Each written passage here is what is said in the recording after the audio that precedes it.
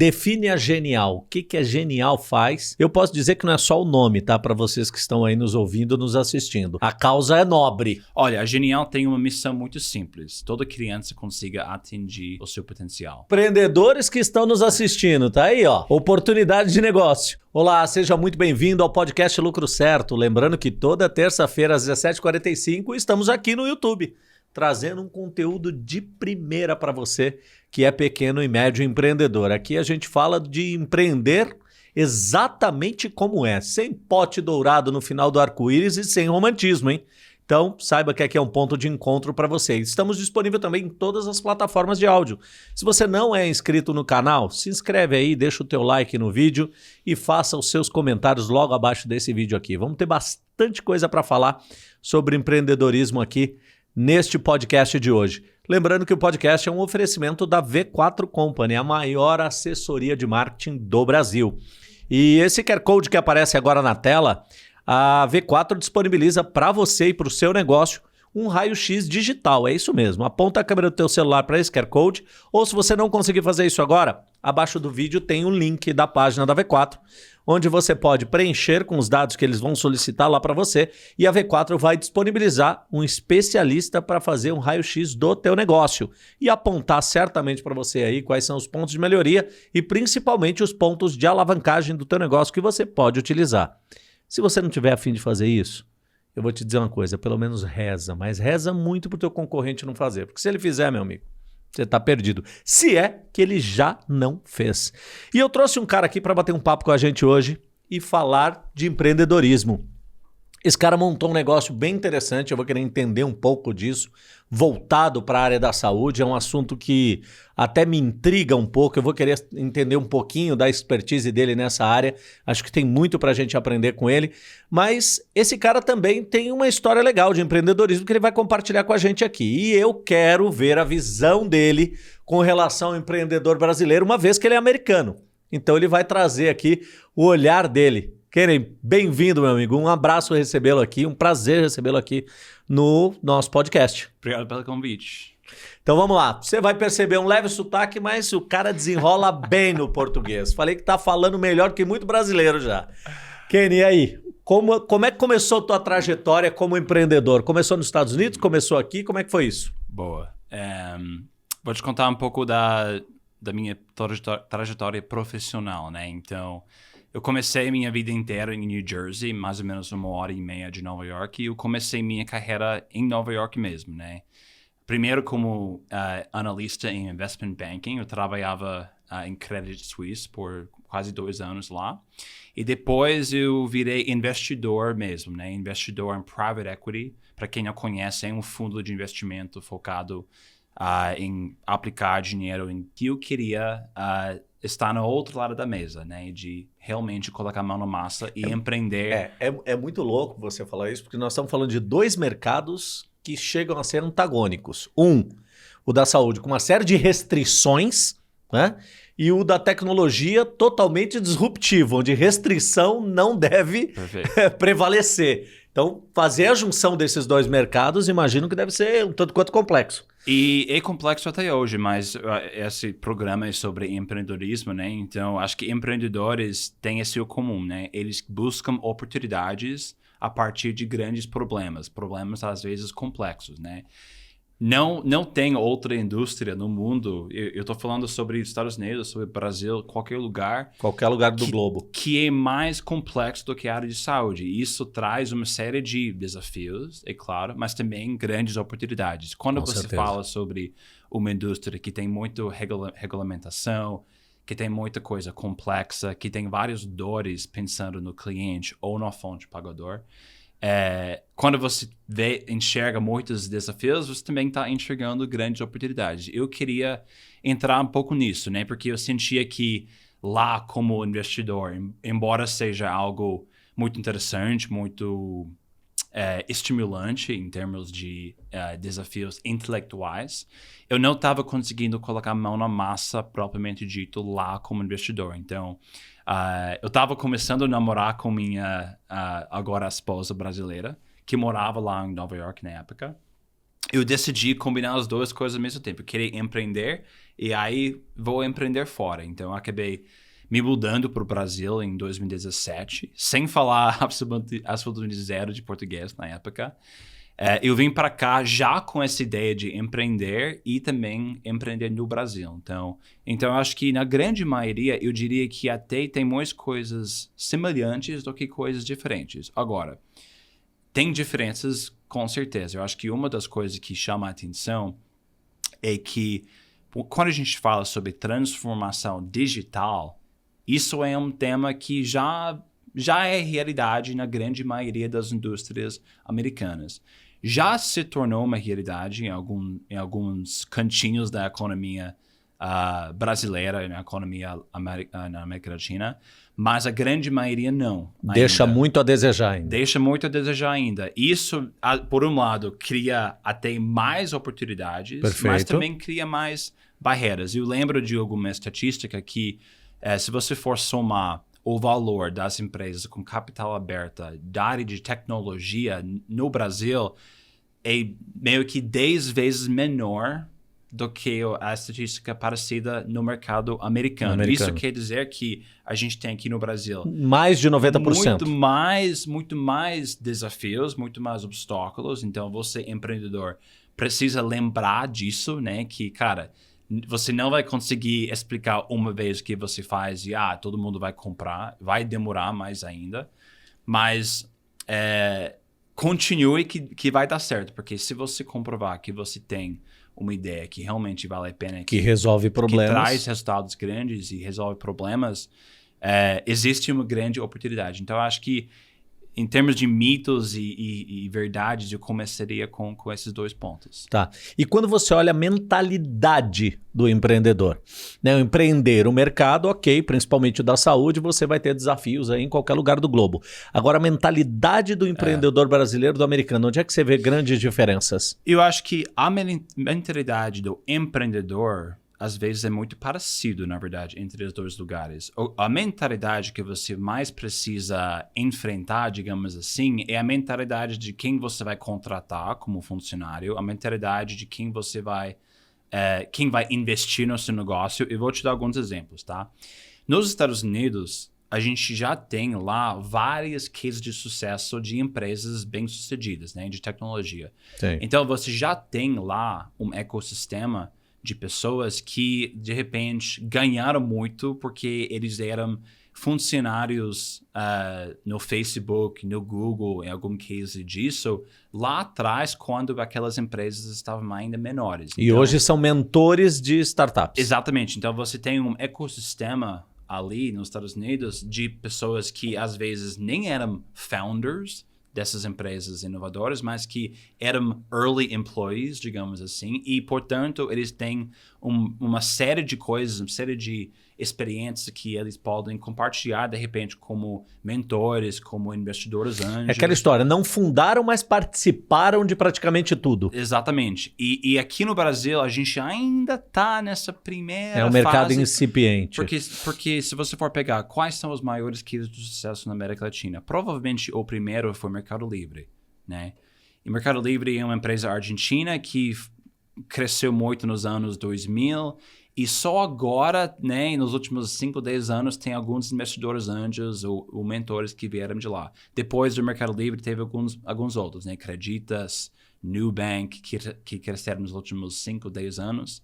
Mas a gente ainda está nessa primeira onda de pessoas que saíram daquela primeira leva, digamos assim, de grandes casos de sucesso e que agora estão ajudando a criar É uma primeira geração disruptiva ainda. E qual é o resultado disso todo, né? O ecossistema agora ainda não entende o valor de tecnologia para a economia em geral. Então, se você está lá como empreendedor, você está querendo recrutar pessoas, né? O principal desafio de um empreendedor é recrutar pessoas para comprar seu sonho.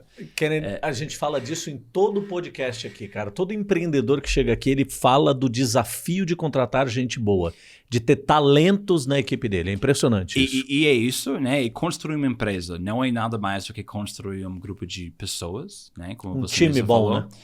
E qual é o melhor mecanismo para isso? Você dá stock options, você dá uma participação ativa, né, para dar um pedacinho da sua empresa para esses primeiros colaboradores. Mas se eles não entendem qual é esse papel que você está me dando aqui, dificilmente eles vão comprar seu sonho, porque às vezes você não tem dinheiro para dar salário alto para recrutar e atrair esses profissionais muito bons.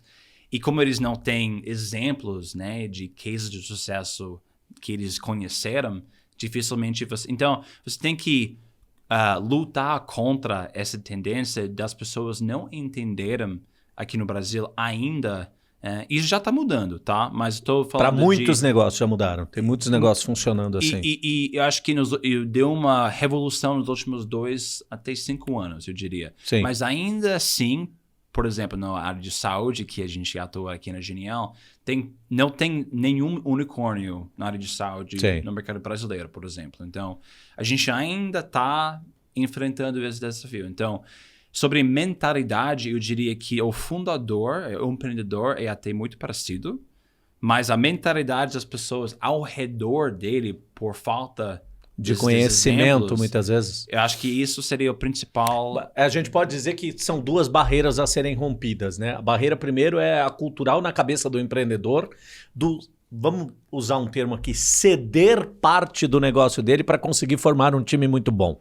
Ter ali. Agora, a segunda barreira é você ter as pessoas que vão fazer parte desse negócio com capacidade de compreender o que é ter parte daquele negócio. Porque muita gente não olha para isso. E aí entra a mentalidade, muitas vezes, que eu acredito muito que esse cara que está do outro lado, ele também tem que ter uma mentalidade empreendedora. Se ele tiver uma mentalidade de CLT, de funcionário, ele não vai conseguir entender isso. É mais ou menos isso? Com certeza. Eu tenho um empreendedor do lado e um intraempreendedor do outro. E quando você está começando uma empresa, construindo um time, é exatamente isso. Você busca, é como se fosse voluntários, né? Sim, é voluntário, exato. Eles precisam enxergar o papel deles na sua empresa como um microempreendedor dentro da sua área. Porque quando você está começando algo de zero, não tem uma receita de bolo sobre, eu estou te contratando para ser líder de marketing.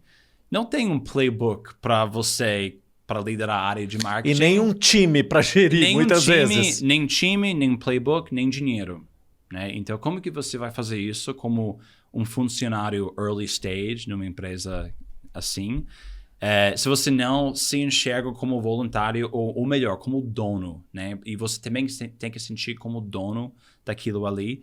Isso não é um sentimento que você vai aprender se você trabalhar num Itaú da vida, num Banco Santander, numa empresa mais tradicional, né? Você tem que ter uma mentalidade que pode ser construído em cima de exemplos ou de vivência você mesma. E a gente já no Brasil tá numa fase legal para empreender, porque a gente agora já tem esses exemplos, mas ainda está muito incipiente e eu acredito que ainda vai melhorar muito nos próximos anos. Eu acho que tem uma década de amadurecimento disso até a gente chegar vamos dizer assim, na segunda geração que já passou por isso e que já teve essa experiência na prática. Isso. Agora me diz uma coisa, define a Genial. O que a Genial faz?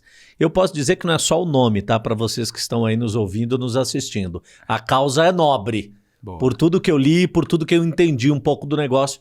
Mas eu queria ouvir de você, o pai da criança, explicando como é que funciona. Olha, e parece que é uma criança mesmo, porque eu tenho 2 filhos pequenos, eu tenho Genial também, então às vezes eu brinco que tenho 3 toddlers, né? 3 crianças pequenas. Olha, a Genial tem uma missão muito simples, né? Que toda criança consiga atingir o seu potencial.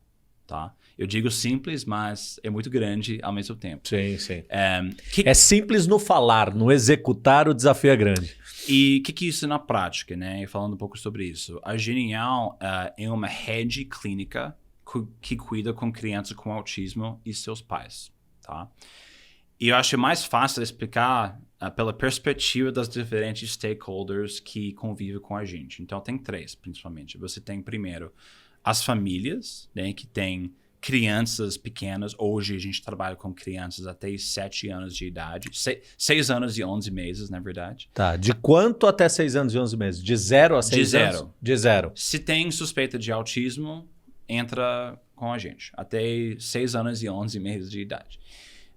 E a gente tem um compromisso, né, de ajudar essas famílias, né? Eu digo família porque é uma criança e seus pais, né? Então a gente trabalha com os dois para ajudar essa criança a atingir o seu potencial, tá? Então as famílias a gente faz isso. Para as famílias a gente tem uma clínica, tá? Então a gente tem até clínicas físicas, né? Pontos. Hoje a gente tem 6 clínicas próprias, 6 casas geniais. Todas em São Paulo? Todas em São Paulo. Hoje a ideia é expandir pelo Brasil inteiro. Na cidade ou no estado? Na cidade. Só na cidade de São Paulo? Na cidade. Tá. A gente tem essas 6 clínicas e lá as crianças recebem intervenção personalizada, né? E essa intervenção vem de 3 disciplinas: psicologia, fonoaudiologia e terapia ocupacional. Mas o mais importante disso é que, embora tenha 3 disciplinas e diferentes profissionais, a gente fornece uma linha de cuidado, um sistema e um plano de intervenção para que essa criança chegue no seu máximo potencial. Então, isso é o lado da família. No lado de plano de saúde, o plano de saúde é quem paga, né? Hoje, no Brasil, a gente tem agora uma série de novas leis, série de novas normas que obrigam os planos de saúde a custear que facilitaram isso. Isso, que agora virou uma expectativa mesmo. E os planos de saúde estão tendo muitas dificuldades de lidar com isso, porque eles têm essa obrigação, mas ao mesmo tempo não têm por onde encaminhar essas famílias, porque hoje no Brasil falta muito mesmo, uma quantidade de profissionais capacitados. Então, deixa eu ver se eu entendi. Você tem uma demanda, tem uma obrigatoriedade de atendimento daquela demanda e não tem quem atenda essa demanda? Exato. Empreendedores que estão nos assistindo, tá aí, ó. Oportunidade de negócio. Eu acho ótimo esse gancho, porque é justamente isso. Pensa, né, Economics 101, né? Sim. Supply e demand, né? Você tem agora, né, uma demanda muito alta e que está crescendo todo ano. Hoje no Brasil, o diagnóstico de TEA está em torno de 1 a cada 150 crianças. É alto. Porém, nos Estados Unidos, esse número já está em 1 a cada 36. Ou seja, não tem por que esses números estar diferentes. Então, esses números vão convergir. Já estão convergindo. Então, a demanda hoje já está alta. Mas nos próximos 5, 10 anos, a gente acredita que esse diagnóstico no Brasil vai aumentar para ser muito mais parecido com os Estados Unidos do que hoje. Então, deixa eu entender. Desculpa te cortar. Só para a gente ir entendendo, até para quem está nos assistindo entender também. Se nos Estados Unidos eu tenho 1, a cada 36 eu tenho 1. No Brasil eu tenho a cada 150 eu tenho 1. Eu posso dizer que esse número do Brasil ele está mascarado. É por falta de diagnóstico. É mascarado. É isso que eu entendi? É mascarado. Porque esse número pode ser infinitamente maior. Porque o que aconteceu nos Estados Unidos, né? Nos últimos 10 anos, né, você tem visto cada vez mais conscientização lá, cada vez mais atuação dos planos de saúde lá, neste mercado. E com isso, você tem visto uma convergência também entre outros grupos socioeconômicos. Antigamente, quem recebia diagnóstico de autismo geralmente eram as pessoas com maiores condições financeiras. Classe AB. alta. Lá nos Estados Unidos. Sim. Hoje, isso não é mais o caso, né? Hoje é muito mais democrático, o que é ótimo, porque isso possibilita que essas famílias recebam uma intervenção adequada. Informação é poder, né? E quanto mais cedo, melhor? Quanto mais precoce, melhor. Absolutamente, né? Então, a gente já vem vendo isso acontecendo nos Estados Unidos. Agora, no Brasil, a gente está vendo já as primeiras pistas que a gente, em 2023, está em 2012 nos Estados Unidos. No mercado americano. 10 anos, pelo menos, aí. E o que aconteceu nesses 10 anos? Exatamente o que a gente está vendo agora no Brasil. Essa taxa de diagnóstico, né, de 1 a cada 150, era justamente nesse número 10 anos atrás no mercado americano. Então, a gente tem plenos indícios que a tendência é essa. E pensa, se hoje os planos de saúde já estão com dificuldade, né? Porque eles querem... o plano de saúde, às vezes a gente pensa, o plano de saúde não quer que é pagar. O vilão do negócio, não, né? E não necessariamente. E não necessariamente é isso. A gente, na verdade, esses são nossos parceiros, né? Então, eles têm preocupações sobre a sustentabilidade do negócio deles e sobre a sustentabilidade da saúde suplementar de modo geral. Mas eles não têm por onde encaminhar com qualidade essas famílias e, de fato, não tem profissionais suficientes no Brasil para atuar com isso. Então, a Genial entra aí com esse propósito, né? Para, olha, plano de saúde, vamos fazer uma parceria, a gente vai te oferecer uma rede de profissionais que a gente já treinou. Vocês também atuam na capacitação desses profissionais. A gente também, e esse é o nosso terceiro público, né? A gente traz capacitação profissional. Então vamos lá, família, plano e agora os profissionais. Exato. Então, para esses profissionais, o que a gente faz? A gente tem uma parte do nosso business que a gente chama Genial Academy. O que é Genial Academy? É um braço da Genial que faz capacitação profissional. É o braço de educação da Genial. E educação inicial. Então, o que a gente faz? A gente pega profissionais que, em geral, já têm formação em psicologia, ou fonoaudiologia, ou terapia ocupacional. Mas são só esses três. Tem pedagogos nessa linha ou não? Hoje são esses três. No futuro, talvez... Outras frentes, mas hoje é isso. Eles têm a formação ou estão em formação, então já têm uma bagagem teórica, mas eles não têm bagagem prática. Eles não têm treinamento prático nem experiência, muitas vezes, com o autismo. E o autismo traz uma série de questões específicas que um graduado em psicologia, por exemplo, às vezes não vai ter todos esses cursos necessários para atuar naquele segmento. Então, a gente pega esses profissionais, dá um ensino prático para eles e teórico, que a gente se baseou nas maiores referências americanas, né, para oferecer essa formação para esses profissionais. A gente também dá muitos conteúdos. A maior parte da nossa formação pode ser feita online, inclusive. E, além disso, depois de se formar da Genial Academy, aquele profissional ele vai entrar no campo já com muita supervisão e coordenação de cuidado para que ele consiga ainda melhorar o seu empenho como terapeuta. Então, não que a gente dá esse treinamento inicial e sai da cena. A gente vai dar ferramentas contínuas. Treinamento e acompanha. Faz a mentoria de acompanhamento. Além disso, a coordenação de cuidado, que aí entra uma parte muito importante da nossa tecnologia. Então, eu sei que nem falei muito, mas basicamente, para as famílias, a gente oferece esse cuidado personalizado e melhor que as famílias podem acessar no Brasil. Para os planos de saúde, a gente oferece esses profissionais capacitados e coordenados pela gente e a um preço menor e mais previsível para os planos de saúde. E para os terapeutas, os profissionais... Uma oportunidade. A gente oferece uma oportunidade de atuar com algo que traz muito impacto real e também uma possibilidade de uma maior remuneração para esses profissionais. Porque hoje no Brasil tem mais de 300 mil psicólogos, só para te dar um exemplo, que é o maior número de psicólogos formados no mundo.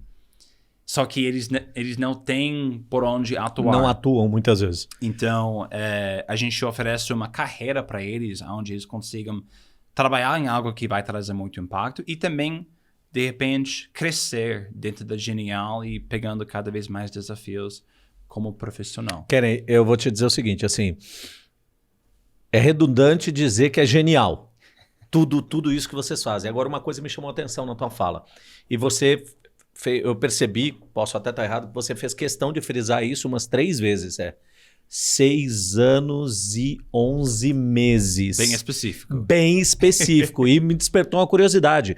Por que esse corte aí com 6 anos e 11 meses? Boa. O que tem no espectro de autismo com relação a 6 anos e 11 meses aí? Não passa dos 7? Como é que é isso? A gente tem uma fala aqui na Genial que é pensar grande, começar pequeno. né? Então, eu te falei, né, que a gente tem a ambição de ir além de São Paulo, além do Brasil, né? Sim. Atuar em diversos países. Mas a gente tem que começar com foco, né? E até adiantando uma dica para empreendedores, foco é o poder de dizer não para coisas legais. Eu ia falar isso. É mais do que dizer sim, é saber dizer não. Exato. Então, a gente acredita muito nisso. Agora, por que a gente tem essa faixa etária tão específica? A gente trabalha com protocolos padrão ouro, tá? Esses protocolos são as ferramentas que a gente usa para guiar o nosso trabalho, tá? Esses protocolos têm validade que tem certas faixas etárias. Então, é muito importante você usar esses protocolos de uma forma adequada. Né? E a gente usa não só uma, né, mas uma série de protocolos e a gente entendeu que é importante ter um foco no início. Então, a gente começou, inclusive, de 0 até 5 anos. Isso foi nosso começo. Depois, a gente vem aumentando um pouco a faixa etária porque a gente entendia que os protocolos que a gente usava poderiam ser aplicados para outras, né, instâncias, né, outras partes da infância.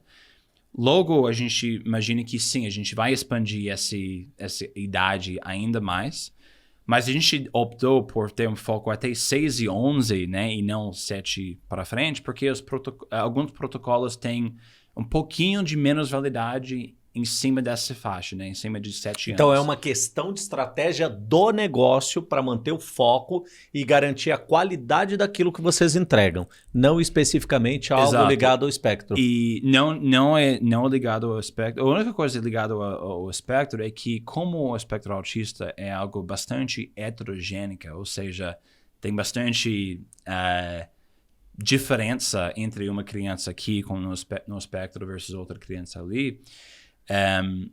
Você tem que ter o foco naquilo que você faz, independente de ser autismo, independente de ser qualquer outra questão. Sim.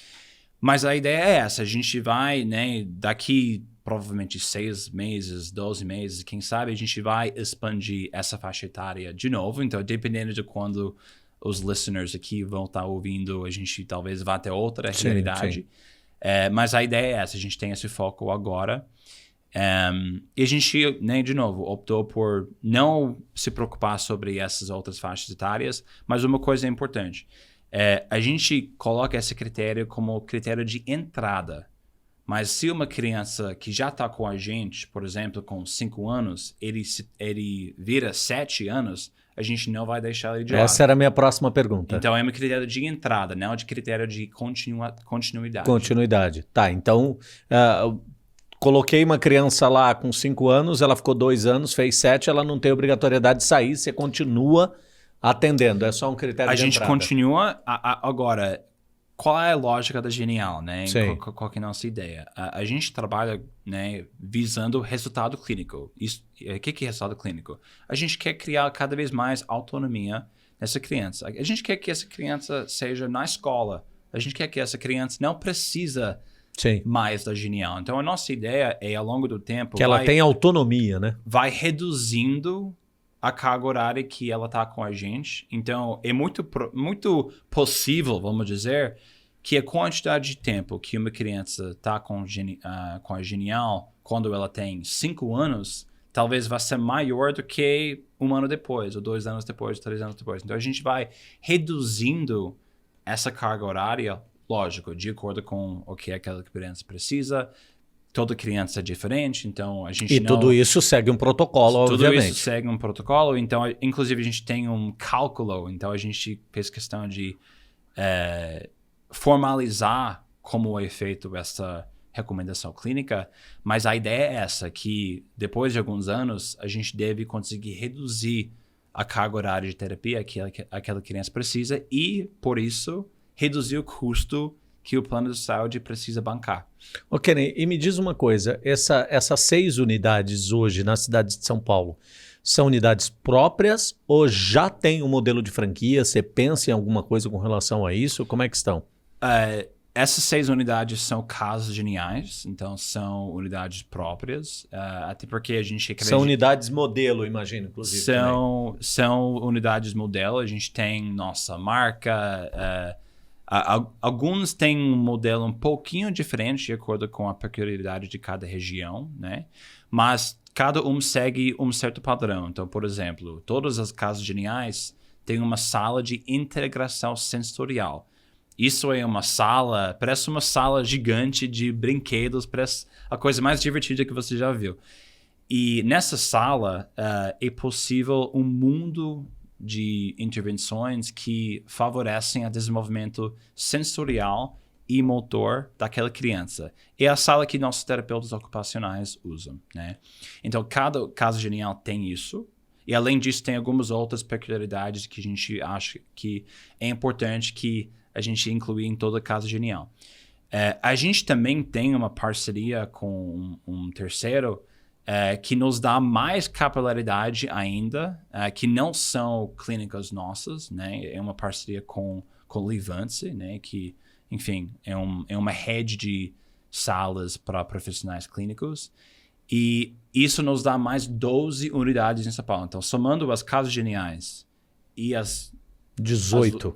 Né? A gente tem 18 pontos de atendimento já em São Paulo. E a ideia é a gente vai adicionar mais 4 ainda até o final do ano. Então, a gente já tem uma capilaridade muito legal em Grande São Paulo. Então, qualquer família hoje que mora em São Paulo mora ao máximo 45 minutos de uma casa genial. Isso é muito importante porque as crianças vão lá 2 ou até 3 vezes por semana e é muito importante ter a proximidade com a residência. Exato. E vocês pensam no modelo de franquia?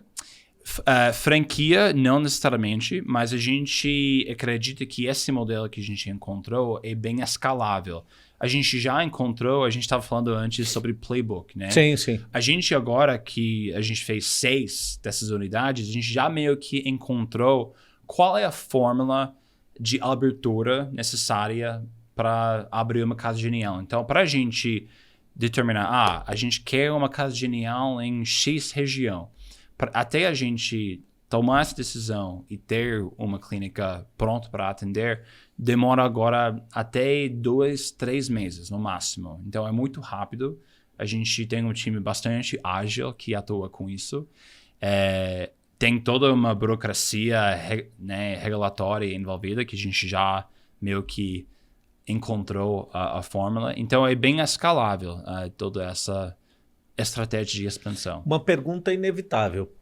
Eu sei que você veio do mercado de investimento, voltado para a área da saúde e tal, mas por que o espectro, especificamente? O que te fez? Você poderia ir para diversas outras áreas da saúde. O que te chamou a atenção esse mercado? Eu tenho uma conexão pessoal com isso. Eu imaginei. Eu também tenho uma lógica profissional também. Então, primeiro, a parte pessoal, né? Eu vou te levar para lá atrás, para minha primeira infância, né? Eu tive 4 anos, né? E a minha escola, né, ligou para meus pais falando, olha, a gente acha que o Kenny não está pronto para começar as aulas tradicionais aqui na escola, né? Eu tive 4 anos lá, a época de kindergarten, preschool, né? Por assim dizer. Então, eu comecei minhas aulas na sala especial, digamos assim. Então, meus colegas de classe, na época, tinha uma série de questões, né? Autismo, mas também síndrome de Down, paralisia cerebral. E eu estava lá, eu não tive diagnóstico nenhum, não teve suspeita necessariamente de autismo, né? Mas o que a gente sabia era um atraso de fala, né? Então, na época não tinha nome, agora a gente sabe que eu tive apraxia na fala. Isso é a condição que eu acabei sabendo muitos anos depois, mas na época não sabia. Que hoje, com fono, resolveria em quanto tempo? Eu acho que no meu caso, eu recebi a melhor intervenção que eu podia naquela época. Né? Pra época, não pra hoje. Olhando pra hoje seria um absurdo. Olhando pra hoje, eu acho que assim, eu até me considero um dos privilegiados, né? Porque o que aconteceu? Com 4 anos, que ainda é bastante precoce, bastante cedo, eu consegui um profissional que tinha uma formação boa, não é tão legal como é hoje, mas ela conseguiu me dar a atenção que eu precisava. Inclusive, legal. Eu ainda estou em contato com ela. A Bárbara é o nome dela. Hoje ela é uma senhora com quase 80 anos, e ela sabe da Genial, já falou para Genial algumas vezes, então ela é uma pessoa muito importante na minha vida. A questão é, o que eu recebia, né? Eu recebi essa intervenção por 4 anos, né? De uns 4 até uns 7, 8 anos de vida. A questão é, o que eu tive hoje, a grande maioria das crianças não tem, até hoje. Então, a gente tá falando de tecnologia, a gente vê, isso é uma distância de acima de 30 anos, né? A gente evoluiu muito pouco em relação ao acesso à saúde de qualidade em 30 anos, pensando assim. E eu tive acesso a isso, né? A Bárbara fez todo o trabalho lindo dela, que talvez pode ser melhor, mas na época foi muito boa. Na época foi o melhor. Eu consegui sair de lá, eu saí das aulas especiais, eu fui direto para as aulas mais avançadas, né? Direto. Então foi um case de, assim, sucesso. Case de sucesso. Absurdo. Tanto que quando eu estava me formando de ensino médio, de colégio, eu tive a oportunidade de fazer um discurso e chamar meu professor mais influente da minha vida. Obviamente, eu chamei a Bárbara. E ela subiu no palco, a gente aceitou o diploma juntos, todo mundo chorava. Foi muito emocionante nesse momento. Eu digo tudo isso porque o que eu tive, eu sei que 99% do mundo não tem até hoje, 30 anos depois. E eu acabei sabendo disso ainda mais quando eu estava trabalhando com um investidor lá em Nova York, porque a gente, né, eu investi na área de saúde, a gente encontrou algumas empresas que atuavam com autismo, só que usavam muito pouco tecnologia e investiam muito pouco na capacitação profissional. Era basicamente fee for service, né? A gente atende quem a gente consegue atender, mas a gente não tenta inovar, a gente não tenta fazer nada além do arroz e feijão. E isso acaba sendo muito pouco escalável e não evoluiu em 20, 30, 40 anos. Você conectou as duas coisas. E eu vi lá e falei, cara, tem que ter algo melhor que isso. A gente inovou tanto nas outras áreas de economia, né? Se você conectar no seu celular, né? Tem um monte de aplicativo lá que avançou muito, mas na área de saúde muito pouco. Então, era essa conexão, né, entre o que eu vivia, né, como criança, que eu tinha acesso a uma intervenção de qualidade, mas 99% do mundo não. Com também essa experiência como profissional, que, cara, existe uma forma melhor de tratar as pessoas. Eu queria atuar com isso. Então, é sempre um casamento entre o pessoal e o profissional, e no meu caso não foi diferente. A gente vai resumir esse podcast. Vamos resumir? A Bárbara foi Bárbara. E a Genial é genial, é isso, Kenny? A Bárbara é genial também. A Bárbara é genial também. Cara, que história, que história. A gente ficaria aqui horas e horas falando, porque assim, eu não só lendo sobre um pouco da história, mas agora você explicando, cara, fantástico. Só tenho a te parabenizar, não só pela história de superação, de uma certa forma, mas também pela história de empreendedorismo. Que visão, fantástico, fantástico. E tem um propósito muito nobre, é genial.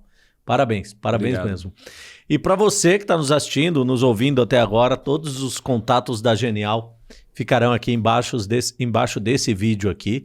E se você conhece alguém que tem essa necessidade ou que tem essa demanda, tá aí todos os contatos da Genial. Lembrando que o podcast Lucro Certo é um oferecimento da V4 Company, a maior assessoria de marketing do Brasil. E a V4 disponibiliza para toda a nossa audiência aqui um raio-x digital do teu negócio. Se você tem um negócio e quer um raio-x digital por um especialista da V4 Company para saber quais são os pontos de melhoria, de alavancagem do teu negócio, aqui na tela aparece um QR Code agora e abaixo desse vídeo tem um link também. Você pode preencher o formulário que eles pedem na página e eles vão disponibilizar um profissional para fazer um diagnóstico sem compromisso do teu negócio. Não perde tempo e faz isso agora. Um grande abraço a todos e a gente se vê no próximo podcast. Até lá!